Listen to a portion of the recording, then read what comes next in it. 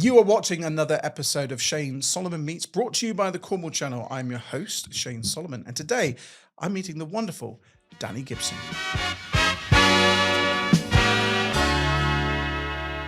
So Dani, welcome to the studio. Thank you. Thank you so much for having me in. I'm excited to be here. Pleasure, absolute pleasure. Now I'm going to go straight into it. What problem are you solving for your clients? What do you do? So my clients, potential clients, they already have a tax accountant, but they don't have someone that's there for them to help them grow and reach their goals. I want to educate specifically small business owners. And when I say small business, it's not tiny businesses. Small businesses actually go up to 6 million turnover, and those are the type of businesses that have an accountant but then struggle through everything else on their own because they don't think they're big enough or deserving of someone that really helps them get involved in the day-to-day. Okay, all right. So what kind of things, what's a typical kind of day for you then? What sort of things are you working on with these businesses? What are you pulling out of them? So when I first start working with a business owner, we'll have an initial meeting where we'll discuss their goals and where they want their business to go. And around that, I'll create a financial strategy, and then we'll have monthly Zoom calls or in-person calls if they're local to Cornwall. And then I'll run their reports and specific reports tailored to those goals. And then we'll measure them against KPIs every single month, and we'll continually have accountability and moving forward to reach those goals. So you can work with accountants then, because someone like myself who has an accountant who I'm very happy with, I have a good relationship with, I can't see me leaving that accountant. My story goes, the accountancy firm I used before let me down like a flat tire. Yes. Okay.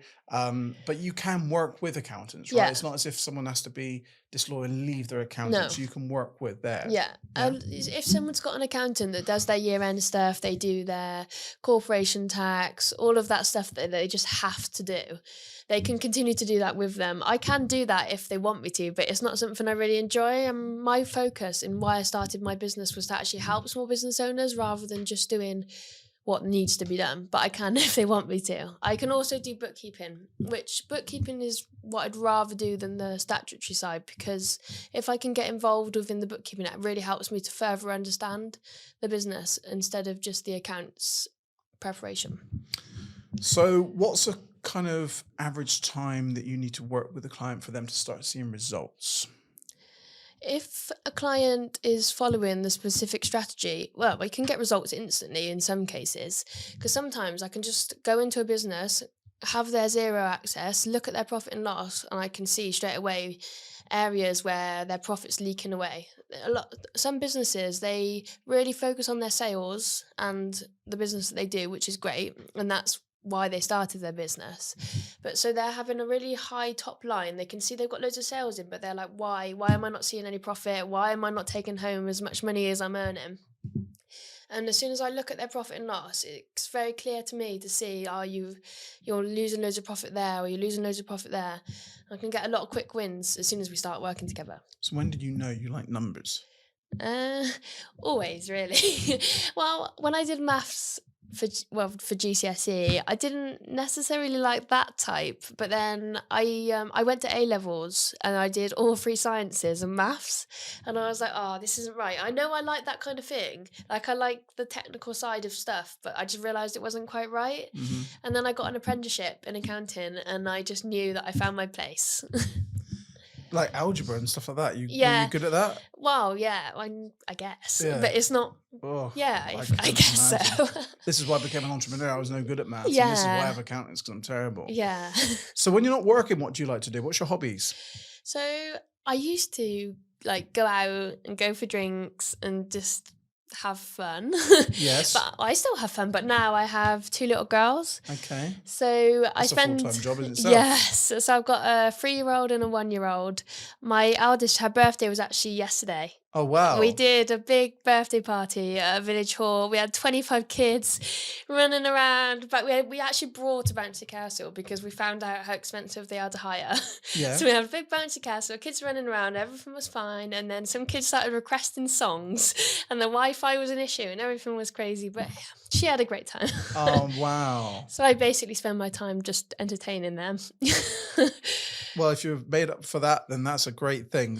Now, we met at a networking event, a recent Yes. event at the Victorian at Roche. Yes. Roach for those who don't know it as Roche. What's the importance of networking for you?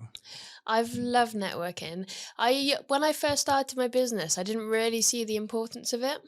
But since I've joined your partnerships, it's been great. I've met so many business owners. Even I haven't got loads of clients through them yet, but the connections and the learning and so much, I've actually learned so much about business through these events. And I'm sure I'll use people. I've actually Melvin? Lizzie Melvin. I'm going to Yeah. use her for a brand shoot, which is really exciting. Yeah.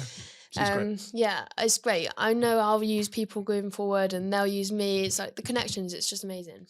And that's the thing with networking. So many people think that they go along to a networking event and they're going to get loads of business by meeting lots of people in one hit. Yeah, It's not like that. no. I'm very honest with people. I've Yeah. been networking for a long, long time, and it takes time to build a relationship over time. Yeah.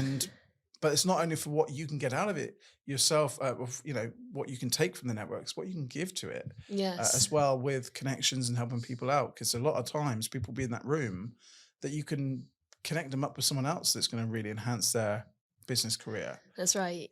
So it does take time. It does. Do you know my husband actually runs a tiling business? Okay. And the amount of people that ask for tilers is a lot more than people ask for accountants. And I'm like, I can hat you out. This is great. I know a tiler. Well, that's right. Well, so you're wearing two hats, and Yeah. really, so you could always be open to that. In fact, that could be a useful contact, even for me. Yes, So everyone needs a tiler. A good Absolutely. tiler as well. They're hard to come by in Cornwall, Yeah. especially. Yeah, Well, yeah. probably everywhere, to be fair. Yeah, absolutely. So, is there anything else that you'd like to mention while we're in this podcast? A little fly there.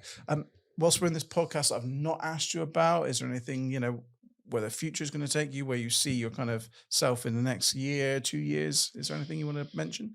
So I want to move into just away from compliance and complete advisory. So I just want you to know, if you're a small business owner and you're struggling with the day-to-day, you're trying to do the bookkeeping, you're trying to run your business, I want you to understand that if you hire someone, it will initially be a cost, but it will be an investment. Yeah. I can help you, and it's not the return on investment is really big. You just take the leap and you can watch your business grow. And if it doesn't work, you can stop working with an outsourced provider at any point. Just take the leap, and it's the best thing you'll ever do. I think that's great advice. I remember when I started the business, and anyone starting a business, unless you've been gifted some money in a will from a grandparent or something like that to help you out, it's really hard because you start and you've got no kind of resources or money, you've got no connections, but it's within you to take on this self-employment journey. But the moment I started farming out things like the accountancy, but I was trying to do it all, and I'm not, I'm not an expert in that. In fact, I suck at that. I'm terrible. Yeah. But the moment you start investing in other people to help run your business, then things do change. That's right. If you think about your hourly rate you charge out for what you're good at, it's probably going to be a lot more than what you'll be paying for someone else to do it for you. The time you'll be spending, it'll take you a lot longer to figure it out than someone that knows what they're doing. So it's actually going to save you money, even if you forget about the investment side. Just the cost in your time will save you money initially. Now, I like asking this question at the end because people can contact people in so many ways. What do you prefer? Do you prefer an email? Do you prefer a phone call? Do you prefer a text? What? I really don't mind. A lot of people contact me on social media. So my Instagram is at Seacrest Accountancy. I've just really got into LinkedIn at the minute. So my LinkedIn, I don't have a business page, but I've just been using a personal page. So my name's Dani Gibson on LinkedIn. You can email me, danny@seacrestaccountancy.co.uk. Those are probably the best ways. Or you can text me. Should I give my number? Why not? Why not? So my mobile number is 07375 840 506. I use WhatsApp. Well, Dani, it's been great to have you in the studio. I've given you a quick whistle-stop tour, but you picking up on the vibes? What do you think? Yeah, it's amazing here. It's so professional. I've never actually been to somewhere like this. It's very, very cool. A great experience. Highly recommend coming here. Oh, you're very, very kind. Well, I look forward to watching your business career develop over the next few years as we grow within the networking environment here in Cornwall and beyond. Thank you so much for coming in today. Thank you very Well, look, much. if you know anyone doing anything remarkable here in Cornwall or beyond, please let me know. Send me an email, shane@cornwallchannel.co.uk. As always, I'd like to say a massive thank you to Jay Kennett, who's been producing today's podcast. And a lot of them here at the studio. He's really pretty much taken on this as his own department. But thank you very much for watching. Make sure you connect with this lovely lady. And from me, Shane Solomon, I'll see you soon. Take care. Bye.